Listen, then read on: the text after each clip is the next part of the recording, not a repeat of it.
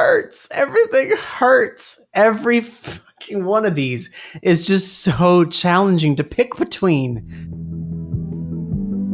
The Aughts, the years between January 1st, 2000 and December 31st, 2009, were a tumultuous period to say the least. Still, those difficult times produced some spectacular new works of American pop culture, including in the Broadway musical genre. A slew of shows introduced during that decade became monster smashes, some of them still playing on Broadway today, and many more made significant marks in the Broadway canon. Now the Great Pop Culture Debate podcast wants to answer the question, what is the best 2000s Broadway musical? There's a moment you know, you're fucked. And for me, that was as soon as I realized the Broadway gays are going to tear this episode to shreds. I'm your host, Eric Resniak. Please help me welcome my panel for this episode. First, there's a fine line between our next debater and a bitch. Who am I kidding? There's no line at all. It's Curtis Creekmore. You can't tell, but there are puppets having sex behind me right now. Yes, puppets. I see you, Mr. Pfister. Now, normally you can catch him dancing in his robe, but tonight he is thoroughly ecstatic to be here with us. It's Gary Jackson. Eric, give me more Miss Millie. Hello. Hello. Unfortunately, I can only give you less Miss Millie because she went out in round one. Sorry. But forget about the boy. Next, she heard the bells, and now she can't stop the beat. It's Joelle Bodecker. I don't know how to stop the beat, Eric. Can you help me? They make a pill for that, and yes, there is an anal option. Finally, Mama, he's a big girl now. Please welcome special guest and Patreon supporter Trey Radu Blackburn. Oh, it is going to get hot and heavy, and I'm already sweaty. Well, the flasher next door asked me to tell you good morning. Now, if you're curious about how we ended up with this top 16, become a Patreon supporter of the podcast or check the bonus preview of this episode on your podcast platform of choice, in which we go through the whole bracket up to this point. And don't forget, you can head to greatpopculturedebate.com and find the listener bracket for this episode so you can play along with us at home. Before we get into the debates, I want to make clear the parameters of what we're discussing in this episode. The shows we discussed had to be new shows, not revivals, that debuted on actual Broadway, not off-Broadway, between January 1st, 2000 and December 31st, 2009. That's it. Anything that fell out of that parameters, we didn't discuss. Thank you to the people on our Broadway on Reddit for dragging us for having things that didn't fit that criteria when we first put up the poll. You're just lovely, lovely people. With that out of the way, my blood pressure is already defying gravity, so let's move on to these debates. First, the panel is overwhelmingly in favor of ultimate number 1 seed Wicked, which is currently up against 4 seed Caroline or Change. Is everyone fine with letting the popular vote Wicked move forward into round 3? We did discuss Caroline at length in round 1. Any objections to this, Gary, with Wicked or Caroline? I am with Wicked. All right. Curtis? Wicked. Trey? Wicked. Miss Baltimore Crabs, a.k.a. Joelle Bodecker? I guess I'm with Wicked. Just, yeah. No problem. We did, so I think we all said it's a very interesting show. It's a very ambitious show, but I mean, we're talking about juggernauts in this, and Wicked is Wicked. So it's moving on to round 3. Next, 3 seed The Producers may be experiencing a legitimate bomb, as 2 seed Mamma Mia seems poised to advance to round 3. Curtis, you can dance, you can jive. Explain why you are having the time of your life with Mamma Mia. I will explain why we should all watch Ula dance into round 3 with The Producers. I'm going to have Curtis go first. So I'm honestly not typically a fan of jukebox musicals, but ABBA has a very special place in my gay little heart. I used to steal my mom's ABBA Gold CD and listen to it while I played video games. To this day, when I hear Super Trooper, I am transported back to my bedroom floor playing Super Mario Tennis on my Nintendo 64. But I digress. It is a pretty amazing feat to take a collection of songs that were written about without really any through line in mind, and then build an interesting, relatively coherent storyline to celebrate them. The show is by no means groundbreaking, but it's a romp. It was nominated for 5 Tonys in 2002, including Best Musical, though it garnered no wins, which is unfortunate. Over 65 million people have seen this show. It has grossed $4 billion worldwide since its 1999 debut in the West End. It made it to Broadway in 2001, so it counts, Reddit. While it closed on Broadway back in 2015, the show is still playing in the Novello Theatre in London's West End today, and I love it. I'm sure it's also touring. It's probably making just a mint touring. I don't have those facts and figures at my disposal for the producers. Think you get good. But I will talk about why I like it. Facts, Eric, if you need them. Of course you can, Joelle. You're an angel. Get them ready for me. I think that the producer's legacy is dimmed considerably over the years, and it's definitely not helped by the 2005 flop of a film adaptation. But I think it is very important for us, especially in this debate, to remember that when it debuted on Broadway in 2001, it was an absolute sensation. You absolutely could not get tickets to this show for months. It was the hottest thing in town. And even if you didn't live in New York, there's a good chance that you knew that it was the must-see show of that season. It's a great show. It's a faithful adaptation of Mel Brooks's 1967 non-musical film about a Broadway musical, which makes sense because, Mel Brooks also wrote this. The songs are largely excellent. I Want to Be a Producer. Keep It Gay. If You Got It, Flaunt It. And the Springtime for Hitler number is an absolutely batshit moment that likely inspired future shows like the Book of Mormon, Spooky Mormon Hell Dream. The original cast is peerless. Nathan Lane, Matthew Broderick, Roger Bart. More than that, we're talking about original Broadway music up against a jukebox musical. I love ABBA, but I'm sorry, this is no contest for me. Joelle, can you help hook her out with some numbers for the producers? It had 2,500 performances. It ran for 6 years. It won 12 Tonys. It was nominated for 15, if I'm correct. I might have combined, when it's like multiple featured actors are nominated, but it's some there. If I might, it won every Tony it was eligible for because of some of the doubling up. Okay. Wow. Yeah. It was a critical and commercial smash, and I just think that needs to be discussed. So, with that being said, Gary, where are you on this one? What you just said, Eric, I prefer, the idea of it being original. It's like a high criteria for me. And I do love just the weaving of the material itself because it is some heavy stuff in there. And it catches you off guard. And I'm just not a big Mamma Mia fan. Sorry, Curtis. I didn't say that out loud.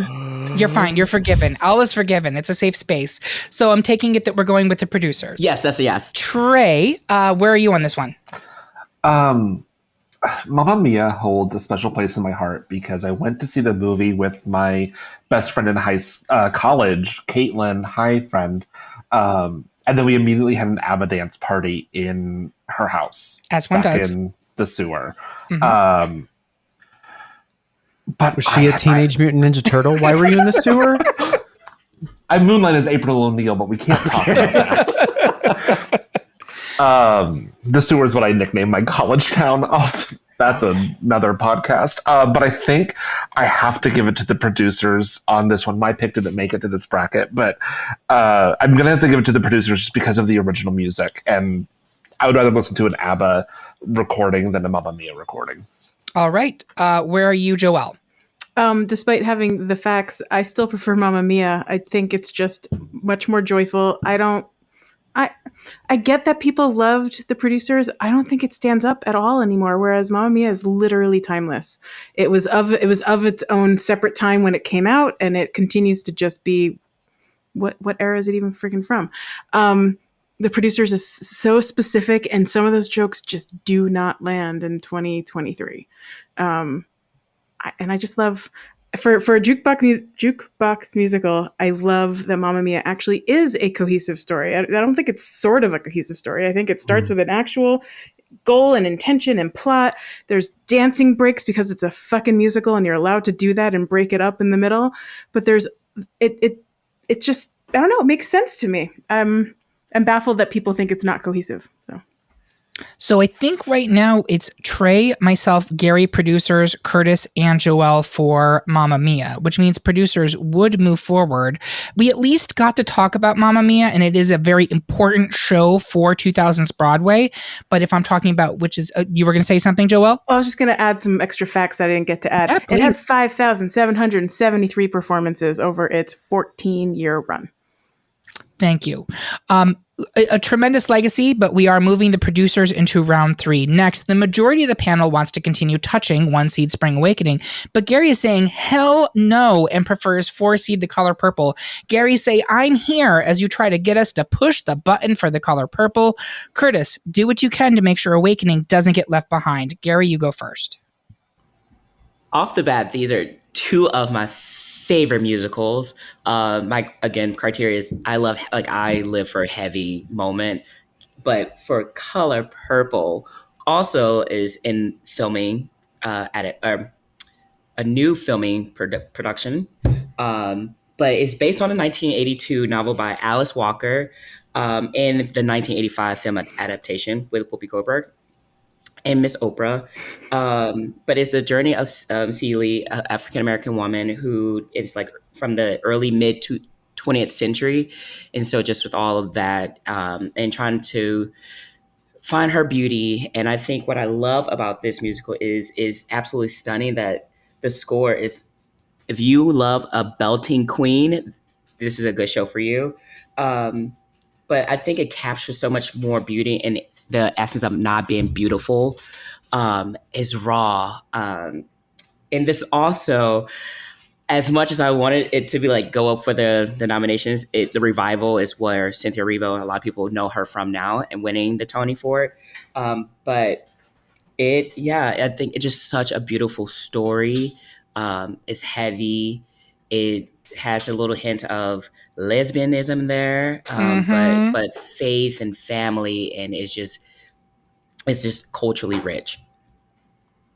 Yeah, no doubt. Thank you for that, Gary. Great argument. Curtis, where are you on Spring Awakening? Lesbianism. Eric, it is almost as though you get more and more vindictive with each episode. The Color Purple is my favorite book. It is my favorite movie. And one would think that it would be my favorite musical. And it is absolutely up there. However, the one downfall for me is I think the revival, as Gary said, that featured Cynthia Erivo is far superior to the original Broadway cast. And therefore, I voted for Spring Awakening. From a story perspective, both shows were groundbreaking and beautiful, though both were based on the works of other people and were not new for the stage. But in my opinion, Spring Awakening has a better book of music on the whole. There are more songs that I enjoy listening to and singing in Spring Awakening. The first time I saw Spring Awakening was actually a very regional production that had so many rough edges, it should have been reported to OSHA. However, there was a show stealer in the midst as the woman playing Martha, who is the poor child that's being sexually abused by her father. Her performance of The Dark I Know Well set in stone my love for this show. It was raw. It was tragically beautiful, and it was just so well performed and sung. Spring Awakening was nominated for 11 Tonys and won a whopping 8, including Best Musical, Lead Actor, and Featured Actor. Somehow Lea Michele missed out on a nomination for Best Lead Actress, which is confusing, though here we are. It's a challenging matchup, but at the end of the season, it's Spring Awakening. I do just need to explain, I am not the one who's making these matchups. This is all based on how people vote in the polls. So that's how they got put together. I hate it too. I would 100% advance both of these shows into round 3 without blinking. And there are other shows on this top 16 that I don't think are as strong that will advance to round 3 because of the way the bracket shook out. Joelle, where are you on this one? So it's just fascinating that it's like the 2 musicals about sexual abuse are up against each other. That's a kind of a heinous crime we've committed here. Yep. I adore Spring Awakening. It's just part of my heart. I don't know what else to say. I obviously I read Color Purple back in like high school, and the music is beautiful. I love I love the gospel sounds that come out of that show. But Spring Awakening is just, it's part of me. So that's the one. All right. Trey, where are you? Spring Awakening really like hit me at the right time. As a young angsty college gay, I just really loved it. I mean, did I walk down the aisle to What About Love from The Color Purple? Yes, I did. But I have to go with Spring Awakening on this one. I just love the show so much, and it's a crime that I'm gonna have to call Letitia James about, that these two are against each other. Yeah. No, I agree. I blame society, and I genuinely do, because it was people who took the poll, not me. I would like to put them both into round 3. I cannot put them both into round 3. Gary, for me, I think Curtis made the argument. You referenced it, and it was the number one thing that came to my head. If this was the revival cast of Color Purple versus the original cast of Spring Awakening, I'm not sure where I'd vote, to be very candid with you, because that revival cast is stacked. The original cast did not have the level of power that it should have, in my opinion. And Spring Awakening is pretty much faultless in its entire conception for the original group. So I'm giving it to Spring Awakening there. I'm sorry, Gary. It's a great show. I agree. Like, sadly, I actually agree with all this. It's just like, oh. But yeah, Spring Awakening, yeah. It's heartbreaking. We will be advancing Spring Awakening into round 3. Next, the majority of the panel continues to wonder, what do you do with a BA in English? And also, why wouldn't we advance 2-seed Avenue Q into round 3 over 6-seed Mary Poppins? And I actually think it may be unanimous. Trey, I wasn't sure. Where are you going in this one? Avenue Q or Mary Poppins? I'm going to go Avenue Q on this one. Okay. Yeah. And everybody else is on Avenue Q. Joelle, Gary, Curtis. Yeah. Yep. Great. We did talk about Mary Poppins doing some great stuff with stagecraft when it came out in the 2000s. It was very inventive, but you want to talk about inventive and doing new things on Broadway, I give you puppet fucking. Exactly. So Avenue Q advances into round 3. Next, the panel is split between 1-seed In the Heights and 4-seed Aida. Joelle, I don't need 96,000 reasons to advance Heights, but I need you to give me at least one. Gary, explain why every story is a love story, and Aida's is one for the most memorable. Joelle, you go first. In the Heights is the music, that's helpful. It's beautiful music. I think one of the things that I immediately loved about the show when I first started listening to the recording, and then I finally got to see it, the sound. You literally feel like you are walking through Washington Heights while listening to the music from the show. Lin-Manuel Miranda did just a beautiful job of expressing his culture, his home, into this show. There's so many songs in it that I could just sing just for fun, listen to for fun. That doesn't have to be the whole experience to actually just appreciate every just beat, rhythm of it. I think when we first talked about In the Heights, back when we did the best Tony-winning Broadway show, it was very fresh off of the movie adaptation, and there was some sort of like bias towards that. And I think some of that has faded in the last couple years. But when I think about this show, and I recently listened to Aida again, I saw Aida live in its first run when I was in college with my parents. It was so beautiful, but I remember nothing about it. And whereas In the Heights, like I could picture, I don't have to see the show to start picturing what's happening on stage. Like it's just so well written that I can get it just by listening to it. Yeah, I'm going to stop there. Okay. Gary, talk to me about Aida. So yeah, Aida is dear to my heart. It was my senior show that I did in high school. I played Merup in it. And so I just fell in love with the score. It is based off the opera Aida. And it was originally supposed to be a Disney animated movie. And it's when Disney was coming off of their big new lead to Broadway run with Lion King, I believe. But it's the story of Aida, an enslaved Nubian princess who finds forbidden love in Raname's, her captor. But this show had a 4-year Broadway run, 4 Tony Awards, and it was named by Times Magazine as one of the top 10 theater productions. And some of the scores, obviously by Elton John and Tim Rice, but it weaves a variety of styles from reggae to pop influences. And some of the notable songs that I think a lot of people know. First one is Strongest Suit. But for me, it's Fortune Favors and Easy as Life. And this is, I think, for me, when Heather Headley just captures my like soul with her amazing pipes. I knew her when she was doing like her, her R&B stuff, but but to like see this crossover as well was just like breathtaking. But yeah, Aida is dear, dear, dear to my heart. Great. Thank you very much. Curtis, where are you on this one? Marry the Princess Radames. It's Aida for me. Trey, where are you? I've got to go with Aida on this one. Was one of the harder matchups for me. I love In the Heights too, but it's Aida. If you've listened to this podcast before, we've talked about In the Heights a few times, and I've been pretty hard on the show. I thought, Joelle, you did a great job arguing for it. I agree with everything you just said. You absolutely get the feeling of the neighborhood. The songs are great. It's not a bad show. I like to call it In the Hype. Like, I wish I loved In the Heights as much as everyone tells me how much they love In the Heights. Do you know what I mean?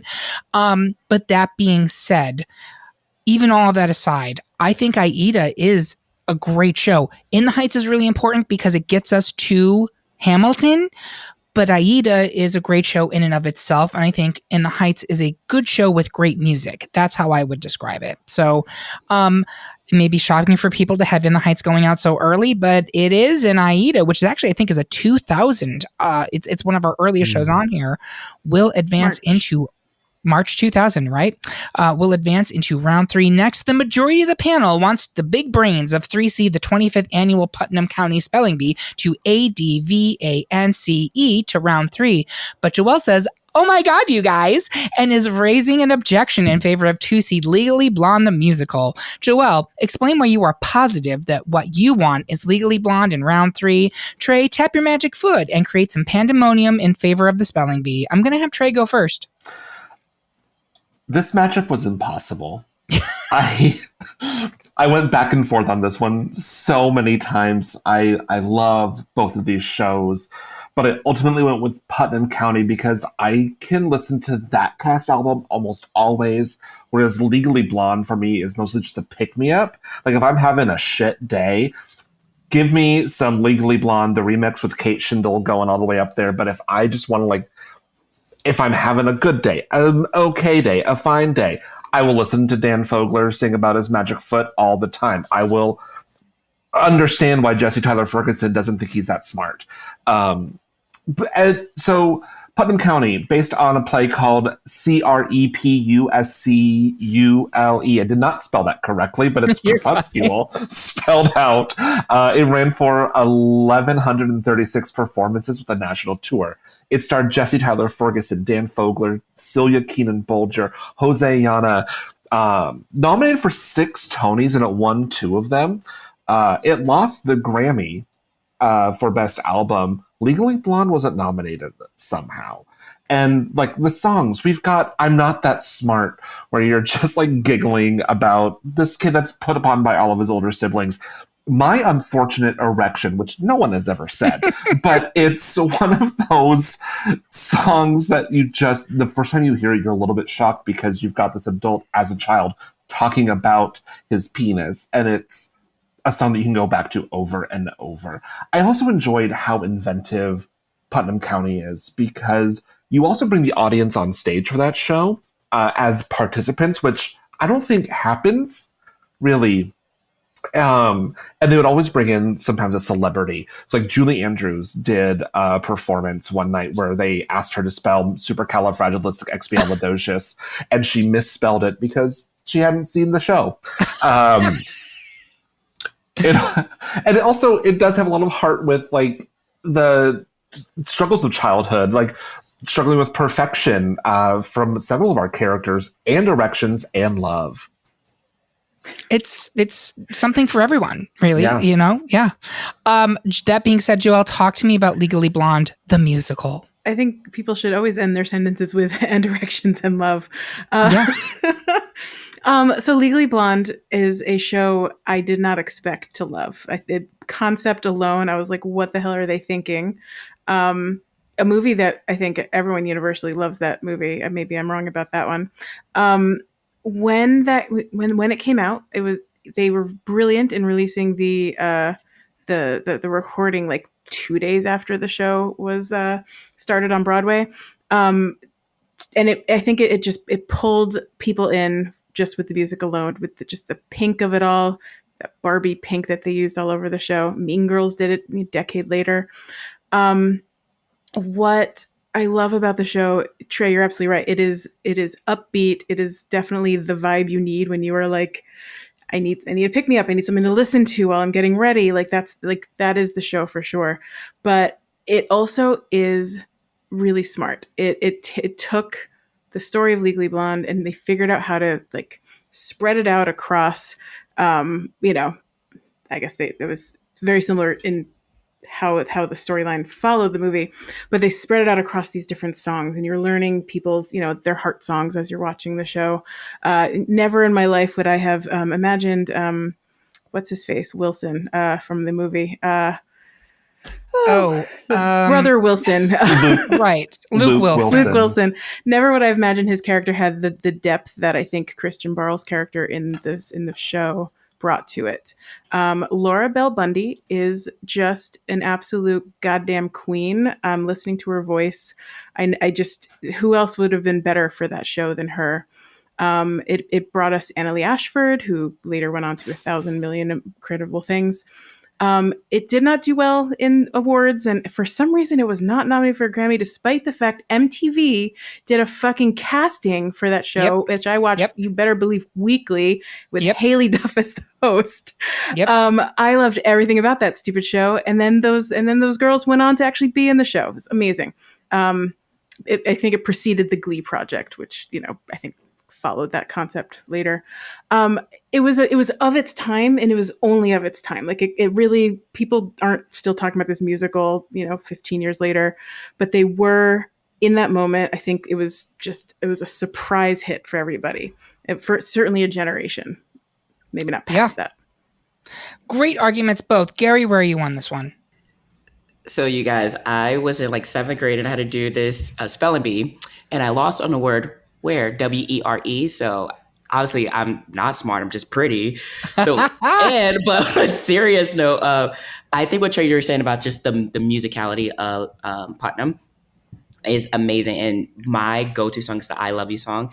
It is just absolutely incredible. And I was that kid that played all the parts. The mom, the dad, and the little girl, all of them, trying to belt my little soul out. Like I felt it all. I was all of it.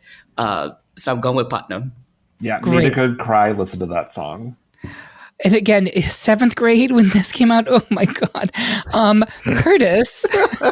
Gary, where is W-E-A-R or W-H-E-R-E, not W-E-R-E? This is not a spelling bee. Unless it's followed by wolf.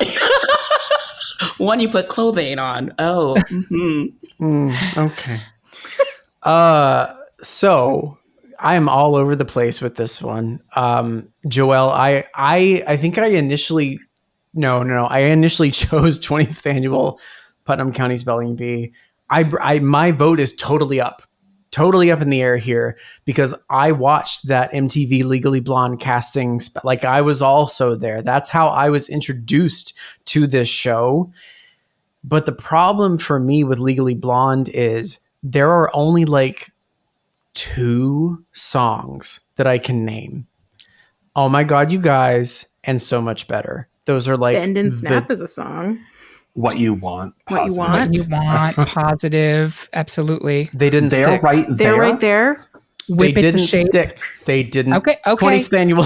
I'm going with the spelling bee. All right.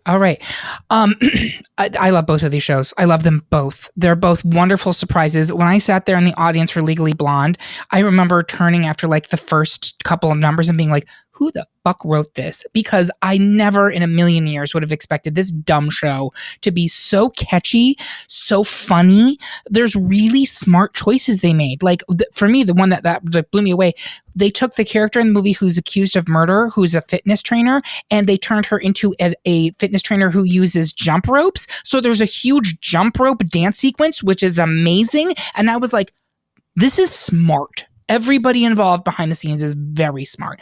Great songs, great show.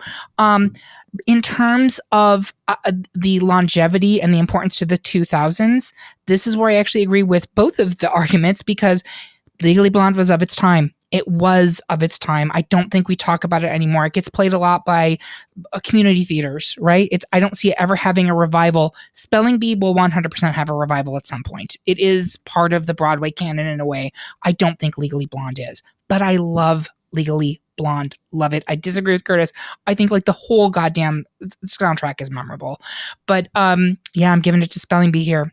So Spelling Bee will advance into round 3. We're going to close out round 2 with 2 unanimous decisions, as one seed Hairspray was the superior 60-second centered musical, with Mr. Pinky's Hefty Hideaway having a clearance sale for 4-seed Jersey Boys, and 2-seed Next to Normal was Anything But Ordinary as it clobbered 3-seed Urinetown. And that's the end of round 2. We're going to take a quick break to compete in the Miss Baltimore Crabs pageant. We'll be right back after these messages. Hey listeners, it's Bob from the Great Pop Culture Debate.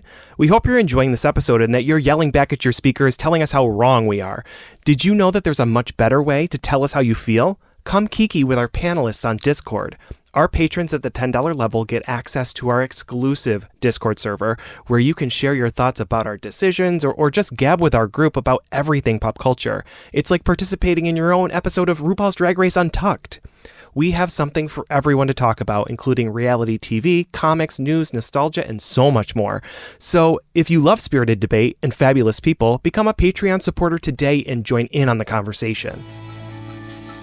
And we are back for round 3 of our best 2000s Broadway musical debate. Before we get into the Elite 8, I want our panelists to share their social media so the people can tell you about their girlfriend who lives in Canada. Curtis, how can people find you? You can find me on whatever at Curtitch, Curtitch. Whatever. Yell at me if you want. I have very strong opinions. I didn't even get to tell you about how much I hated Into the Heights. That was probably for the best. So. In the Heights, not Into the That's Heights. how much he Into hated the it. He doesn't know the Heights. name of the show. Listen. Nope. Nope, listens from a different show. All right, so Gary, where can people find you? Yes, you can find me on IG, Instagram. You see us young people, we call it IG. Sorry, Bob. But at Gary Music Man J. Great, thank you very much. Joelle, how can people find you? I don't really social media myself these days, but if you want to talk to me and my friends that host Pocket Pod, which is an Animal Crossing podcast where we talk about more than Animal Crossing because there's not a lot going on with Animal Crossing, you can follow us on the Pocket Pod on all the places that have social media handles. And you should do it. Trey, how can people find you? You can find me on Instagram and Threads if anybody is using that. Oh, right, Threads. That was a thing that happened. Yeah. Under TKRB3, and 3 is spelled with the letters. You can also follow my other Instagram, Bare Left Embroidery, because I do the needle points and it's kind of queer. Do you have an Etsy? No, no, it's mostly commission based because I am slow. Okay. But you can reach and slide into his DMs again, like the young people say. Right, Gary? No crumbs. That's right. That's right. And you can tell him what kind of phallic imagery you want embroidered onto something. Correct, Trey? I make a great dick tray. He does. I've seen it.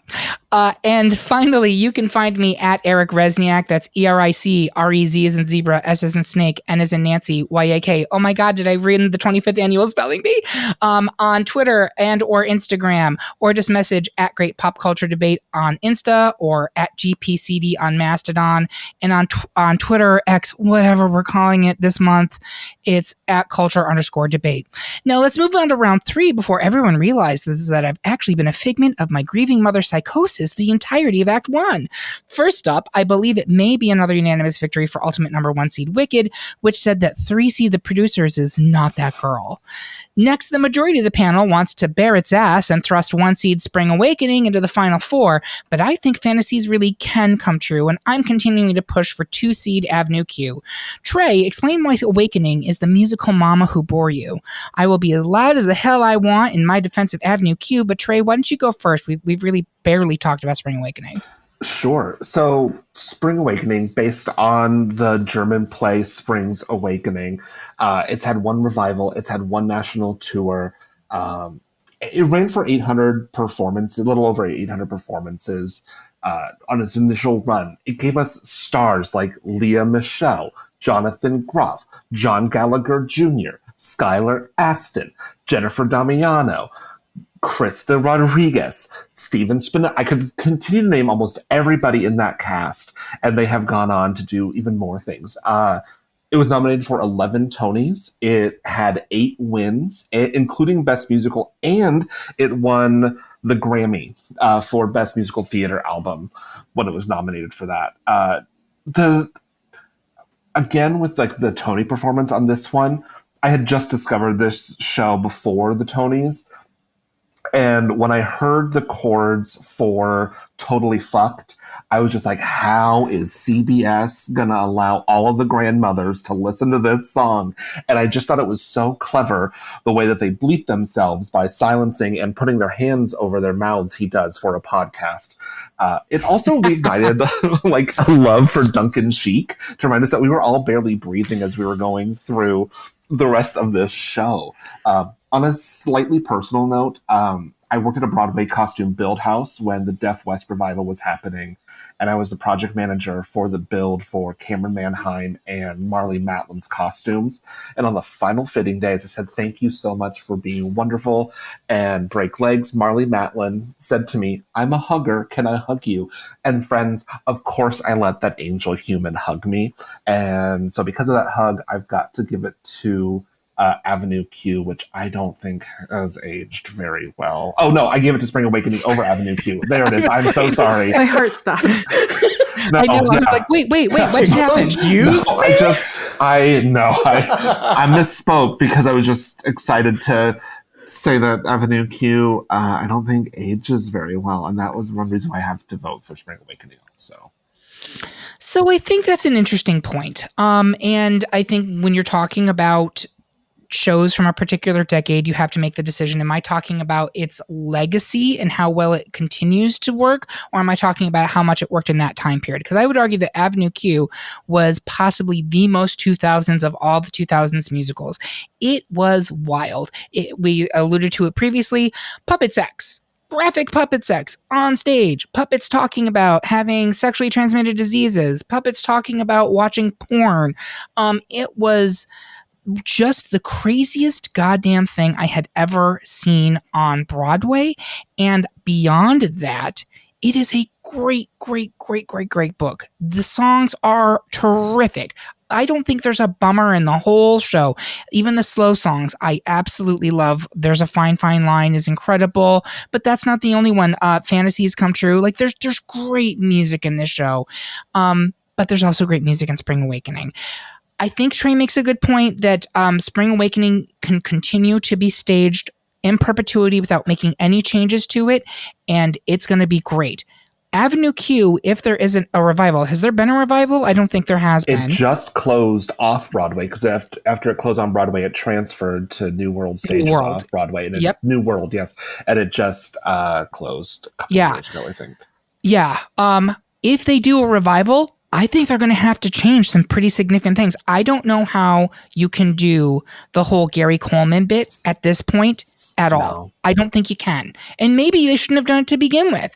But I will tell you, in the 2000s, when I heard a woman was playing Gary Coleman, the person in this show, and like it was hilarious. But does it still work? Do all the jokes still work now? I'm going to put it to a vote. Gary, where are you on this one? I think for me, it comes down to like pushing the envelope in general for both of these productions. And Sure.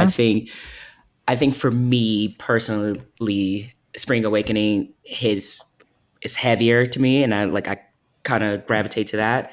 And so Spring Awakening. All right. Curtis, where are you? It makes me unbelievable, beyond words, angry that these two are in the same bracket with The Color Purple. Like, these are all my favorite shows. They are literally my top 10 favorite shows of all time. And it's so frustrating that I have to argue them against each other.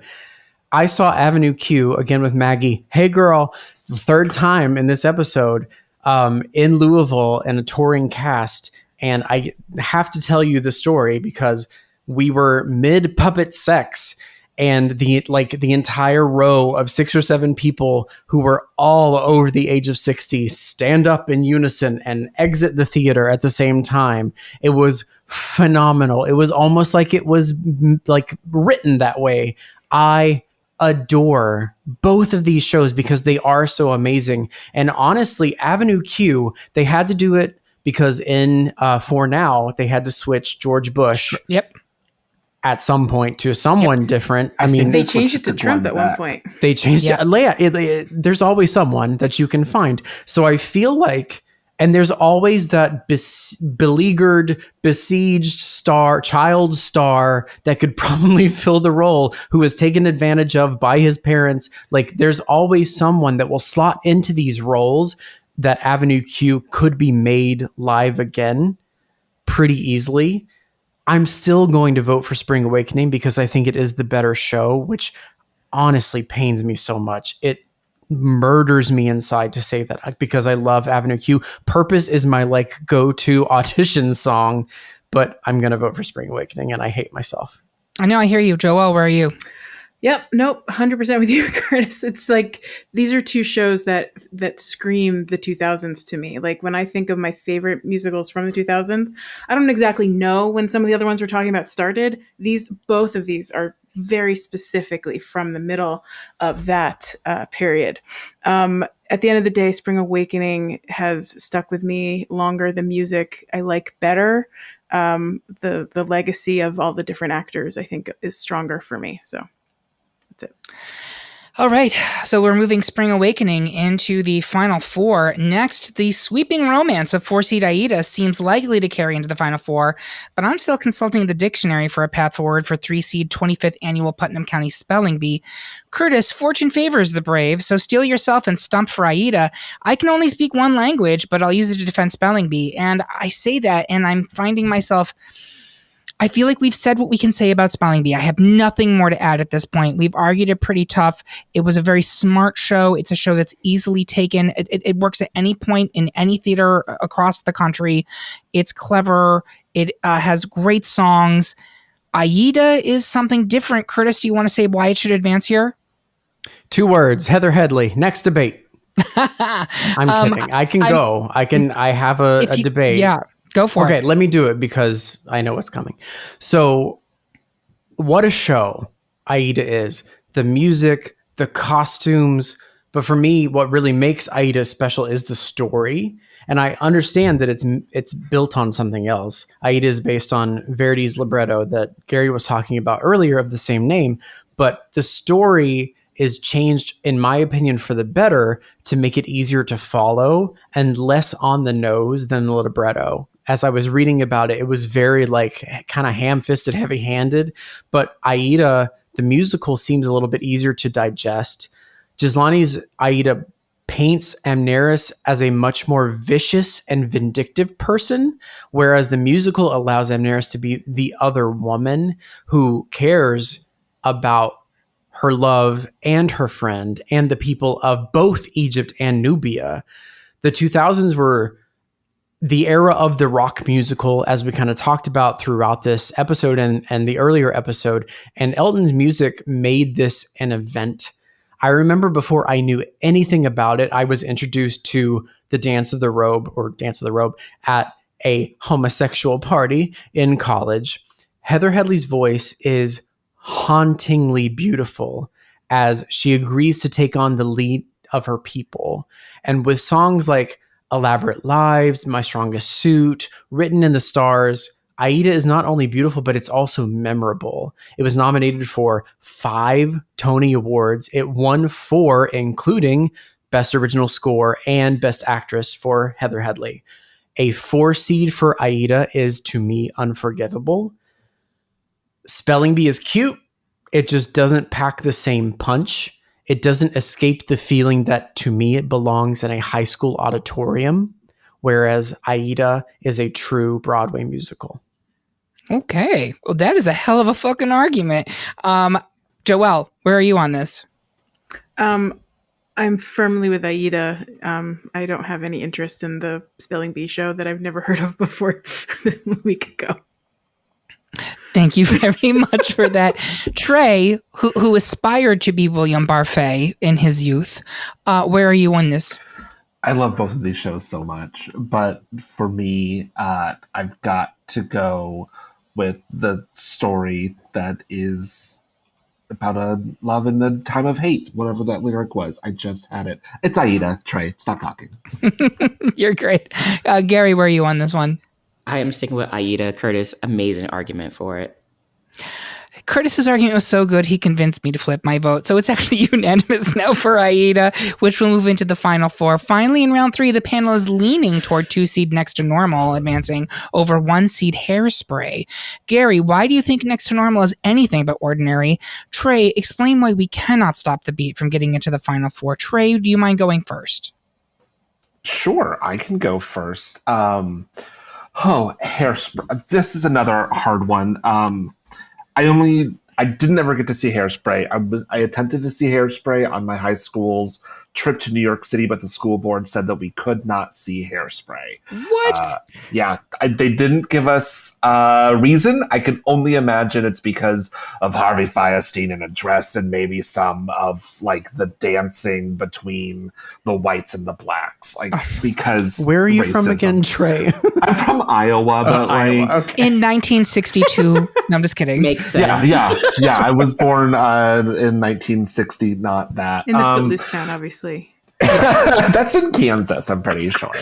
We don't like Kansas. But so Hairspray, based on the movie, the John Waters movie Hairspray, it's had a national tour. It's had a movie that was made that we're gonna ignore mostly because John Travolta's performance was what it was. What was better was the special that either NBC or Fox did. NBC. When NBC and Fox, yeah. There it is, NBC, was doing those, and I want them to bring those back. Anyway, it gave us Marissa Jarrett Winokur, who has one of my favorite Tony acceptance speeches in the entire world. She like lifts her body up to get to the microphone because she's so short. Harvey Fierstein is in that. Laura Bell Bundy, Carrie Butler, Matthew Morrison is coming back. Shoshana Bean, who is one of people's favorite Elphabas, was in the chorus in that show. Nominated for 13 Tonys. Won 8 of them, including Best Musical. It won the Grammy for Best Album of the Year, and every song on that cast album is a bop. It is unskippable from start to finish. It tackles racism. It tackles fat phobia. It tackles a bit of agoraphobia. It tackles some poverty. It tackles sexual awakenings. And with your couples, even you've got Penny and Seaweed. You've got a white woman and a black man having a love affair on stage. You've got Mama, I'm a Big Girl Now, Tracy Turnblad, with the star of the show, Skinny Minnie Link, Matthew Morrison. It is a show that can cross so many boundaries, and the music, you can't stop the beat. And honey, I know where I'm going because I know where I've been with this entire show. And if you need a good love song, Timeless to Me, honestly, perfect. Who doesn't want to be called a stinky old cheese, babe? Excellent argument, Trey. Gary, talk to me about Next Normal, which we really haven't talked about that much. Yes. So Next to Normal, a rock musical. It's kind of what Trey was saying about just like the some of the topics that it covered. But the main focus is on a mother who is struggling with bipolar disorder and how the impact of her mental illness is impacting the family. And so I think just the perspective of that is just different. Was is different in general for musical and musical theater topic. But the some of the themes in this show, like Trey was saying about like racism and things like that, for this show is mental health. It is losing a child. Like it is very dysfunction, nuclear family, like what that looks like. And so it flips that idea of this picket white fence family on his head. And I think musicals now like Jack a Little even just relatable content. I think they got a lot of maybe influence from it. But it was nominated for 11 Tony Awards, winning 3, including lead actress for Alice Ripley, who I saw when I saw this musical, and so was absolutely incredible. And it is one of the only shows on our list that actually took a Pulitzer Prize for drama. So just going beyond, I mean, Grammys are great and important, but this is like in literature as well, like just the depth of how this musical and this material really did transcend and touch on a larger part of society, I think. And some of the notable songs I know is Up Against Spring Awakening, or Hairspray, but You Don't Know, Superboy and Invisible Girl. I sang that for cabaret in college. See, Bob, I'm moving up to college now, and I'm alive. So those are like, I think that this musical, yeah, it's not as like in the heights or wicked, but it is powerful. It is heavy material, and it has a place for sure.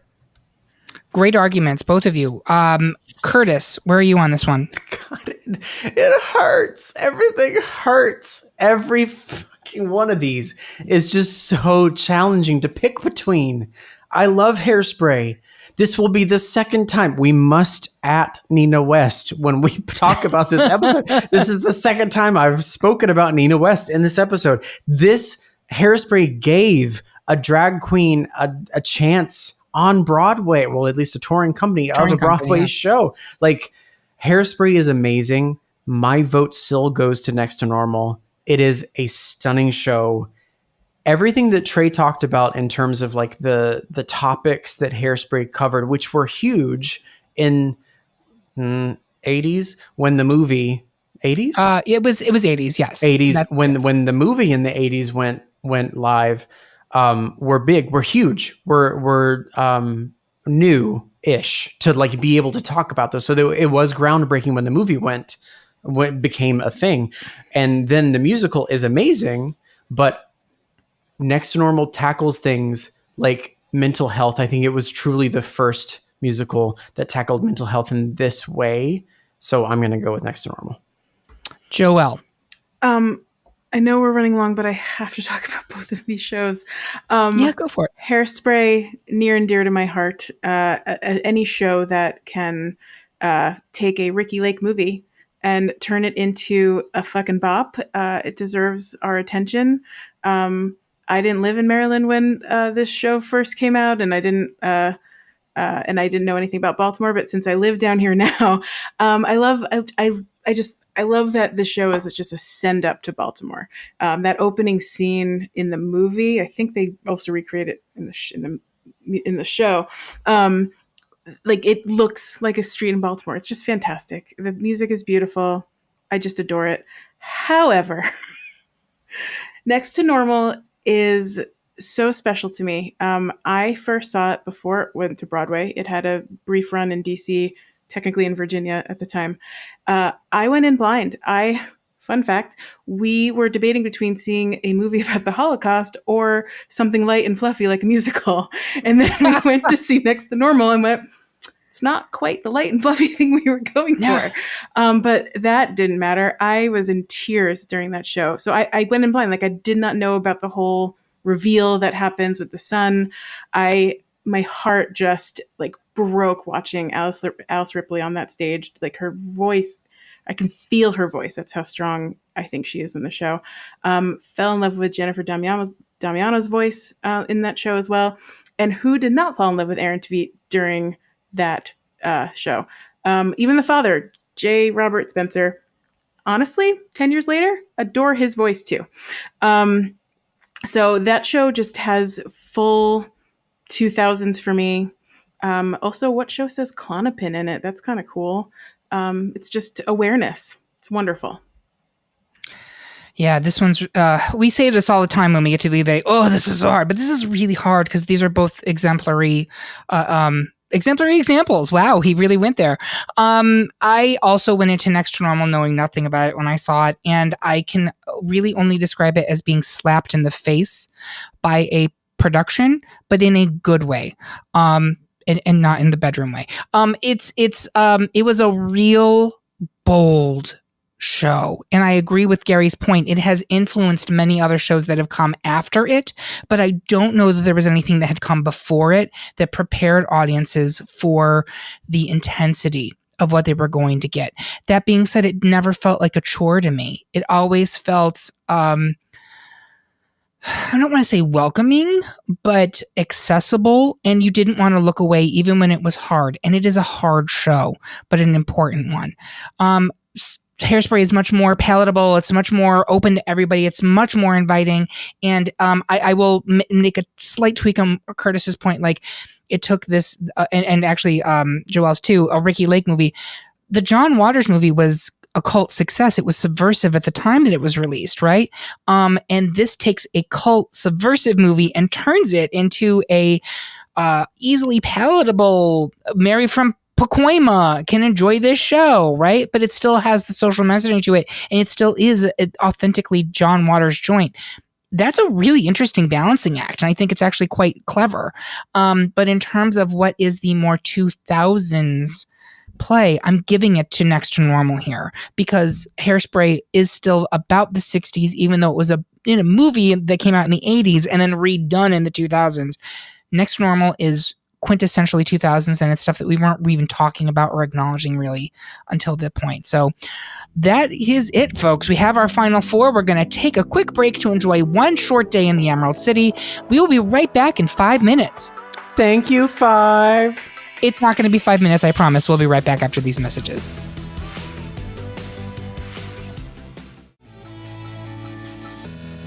And we are back with the final four of our best 2000s Broadway musical debate. At this point, I always like to look back and see if the final four matches up with what I was thinking we were going to have. Honestly, this one was a total crapshoot. I don't think the brackets were well balanced. I'll be honest about that. I think some of these seedings were fucking bullshit. But we have 2 1 seeds in Wicked and Spring Awakening. Aida is a 4 seed, our Cinderella story, which is apt considering it's a Disney product. And then Next to Normal is a 2 seed. Let's start with Wicked versus Spring Awakening. I'm going to go around the horn, starting with Curtis. Where are you on this one? Curtis is crying. Spring Awakening. I was going to say Crybaby did not make our bracket, not. but no. You're at Spring Awakening. Yep. Gary, where are you? Oh, why'd you start with the hardest? I know. I'm going with Spring Awakening. Okay. Joelle, where are you? I'm so glad I don't have to be an asshole about Wicked. Spring Awakening for me. Trey, where are you? I'm with Spring Awakening. Wow. So now let's have a conversation. I know this road is running long. I'm going to preface this by saying Spring Awakening is the correct decision here. I'm going to also add Wicked was the ultimate number 1 seed, and we have not talked about it at all. A bit. So let's talk about Wicked, shall we?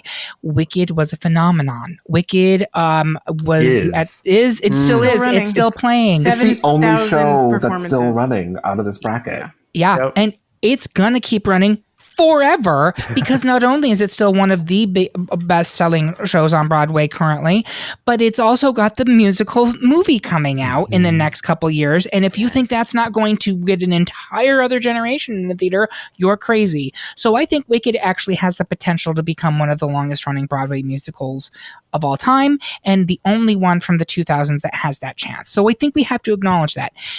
Is Wicked a great show? Wicked is a spectacle, and I would say it is kind of the last kind of spectacle in the like Andrew Lloyd Webber vein of Broadway I was musicals. thinking it was very much like Phantom of the Opera. Like this will be forever. Yes, that's what It's it feels like success to me. too. Going back Hugely commercial success. Like, yeah. And it is, Gary, I know you didn't do your argument from round one, so I want you to do that. But I do want to say first, the music in this show is spectacular. Yep. Curtis and I had actually the pleasure and the privilege of performing with Stephen Schwartz while we were both in the Boston Gay Men's Chorus.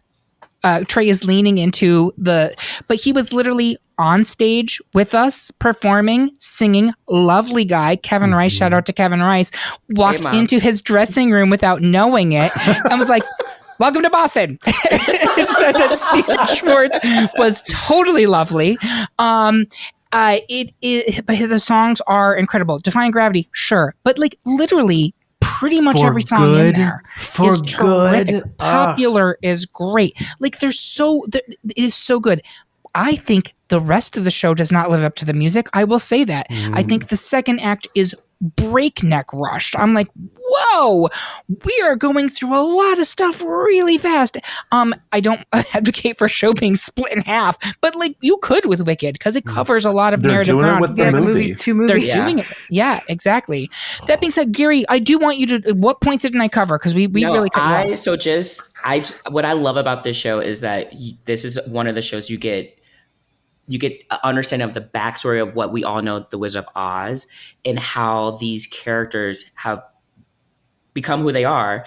And I think this show does it. Like it's easily you could follow it and be like, oh, Elphaba is the way if she's a bitch because she rightfully so all these freaking munchkins and stuff. So it truly makes sense of why we see these original characters and their behaviors. But it is beautiful. This is a beautiful show. It's given us fall more in love with Kristen Chenoweth, Idina Menzel, like really just catapulted their careers and like in a way of they are the originals who do it. And this is tough music to sing in general. But it also produced people who came after them also have chops. What else did I write for this one? I just said like what I love is that it shows the evolution of who Elphaba was from the beginning as a studious like person to this ferocious, fierce, independent woman, and then you got to see Glinda, who was very into like people pleasing and all this stuff, and very self centered, to becoming like caring, like truly caring. And I think throughout the show, you get to see their arc in that way that I think can easily be missed, but through the big numbers and all that stuff, but that like really grounds them as people to me. But yeah, overall commercial success, obviously, with how many nominated for 10 Tony Awards in 2004, winning 3, including Best Actress for Idina, 6 Drama Desk Awards, 1 Grammy Award. Internationally, a recipient of 5 Olivier Awards, winning 1. So is Wicked. But I think it does fall in that hype of everyone loves Wicked. And so it just like naturally would do well. And so I'll leave it there, but Wicked's amazing. And with all that said, we're eliminating it. No, but the reason I think it is that is the correct decision to go out at Final Four, because all of those things are true. But in terms of up against a show with Spring Awakening, which moved the needle for Broadway in many ways, I do believe the Spring Awakening is the correct decision after everything we've said. Aida versus Next to Normal, backwards. Trey, where are you on this one? Oh no, why am I first? I had Hairspray going to the championship against Spring Awakening, so I just don't know. I saw Next to Normal twice. It's the only show on Broadway that I've ever seen, only musical I've seen twice on Broadway, and I sobbed through the back half of the second performance with Marin Nazy, rest in peace, as Diana, singing with her actual husband, whose name escapes me, playing her husband. And like the reveal for when Dad, whatever his name is, is hugged by Gabe at the very end of the show. I couldn't breathe. And you have Aida, which is this beautiful, grand, sweeping musical with Heather Headley, like the queen of all queens that just needs to do more. But I understand why she doesn't. I think I'm gonna go with Aida. Do you have the little, like, the thing made out of paper? The mash note. Yes. I do. I've got my cootie catcher trying to figure out what to go with. Flip. I'm gonna go with Aida. Okay. All right. Thank you. Joelle, where are you? I've said enough about Next to Normal, and I think I said a little bit about Aida earlier. It's Next to Normal for me. It just feels like the right 2000s show. Aida is beautiful. It's timeless. Very well could have been made in 1998. It could have been made 2 years ago. Next to Normal is specific. Yeah, I like that argument. Gary, where are you? I am Next to Normal because it pushed the needle in the conversation in a needed direction. Yeah. Curtis. Do you wake up in the morning and need help to lift your head? I'm going to go with Next to Normal here. It's just such a powerful show that tackled things that no other show has done before. And I love Aida. It's a powerful show in itself. I love the music, but I really do think that Next to Normal needs to go forward here. Yeah. I'm going to give it to Next to Normal as well, which gives us a final two of Spring Awakening, a 1 seed versus Next to Normal 2 seed. I think these are very similar shows in a lot of ways. And I think they are both quintessentially 2000s shows that were tackling very challenging topics. And that is not necessarily something that people were seeing in Broadway musicals prior to this. I'm not saying it never happened. I'm saying I don't think it was done with the intentionality that these shows did. And you can argue with me on that. That's fine. At me. I'm going to start in the middle of the roll call. Joelle, where are you? It's Spring Awakening versus Next to Normal. Curtis, while you were singing just there, the phrase, what it's like to die alive, got into my head. And that one phrase from Next to Normal has haunted me for the last 14 years. Spring Awakening is beautiful, and it is definitely the show you need at a certain age in your life. Totally Fucked speaks to you. Bitch of a Living, all those songs are like they feel like they're just part of your dialogue. Next to Normal, it gets deeper, much deeper for me. It's Next to Normal. All right. Thank you, Gary. Oh, I hate all of this. Oh man. I'm like really holding my breath because I don't know. I truly don't know. I would say Spring Awakening, just going off what you said, Joelle, is just, if I had to just recall a moment of feeling, I felt all of those teenage angst. And so I felt I was way more in that time when I first saw it there with them or experienced some of that. And the score itself just takes you on that roller coaster to, like, my favorite song is Purple Summers. And it just like, just how it resolves the show, it like cleanses you. And so I'm going to go with Spring Awakening. Trey.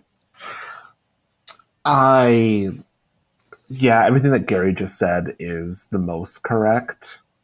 I'm going to have to give this one to Spring Awakening, which was my ultimate winner anyways. Curtis. So if you compare everything nuts to bolts, they're both so amazing.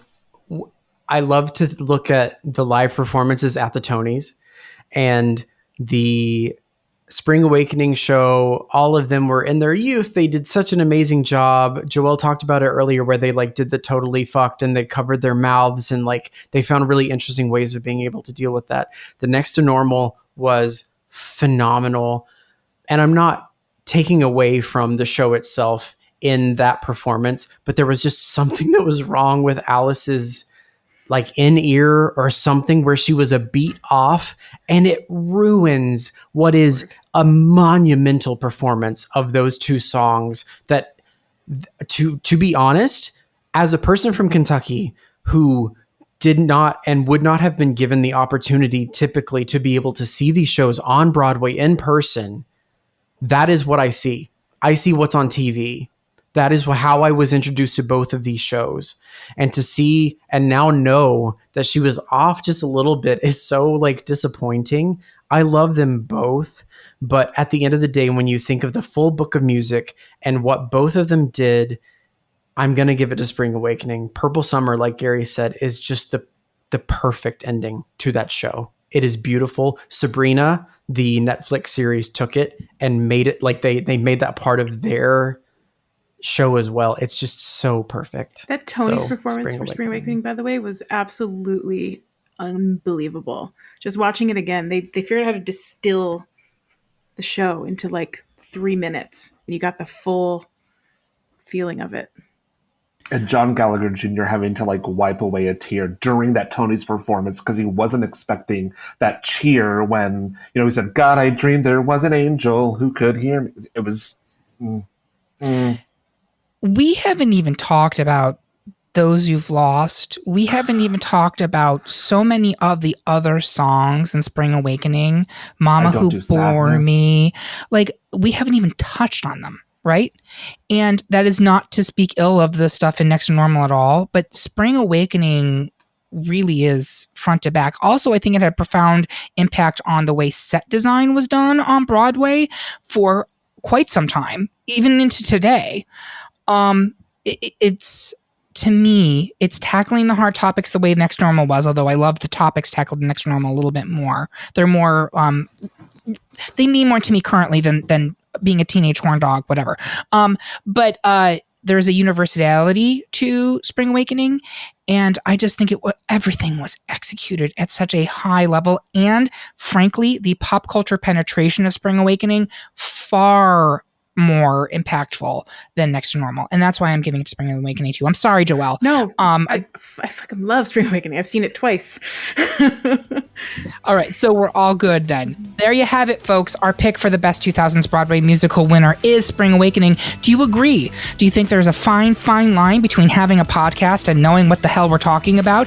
Tell us how you really feel by leaving a comment on this episode at greatpopculturedebate.com or find us on Instagram, Twitter, Facebook, or Mastodon. While you're there, make sure you subscribe and follow the podcast so you can hear about what new debates are coming soon, vote in open polls, and even decide which topics we tackle next. If you really enjoyed the episode, please take a minute to like and rate this episode of the podcast on Apple, Spotify, or whatever platform you listen on. I want to say thank you to my panel. You've helped me prove that the internet is for more than porn, and thank you for listening. If you loved what you heard, please consider supporting us on Patreon, where you can get even more exclusive content and get episodes a whole day early.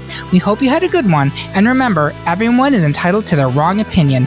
SCHADENFREUDE.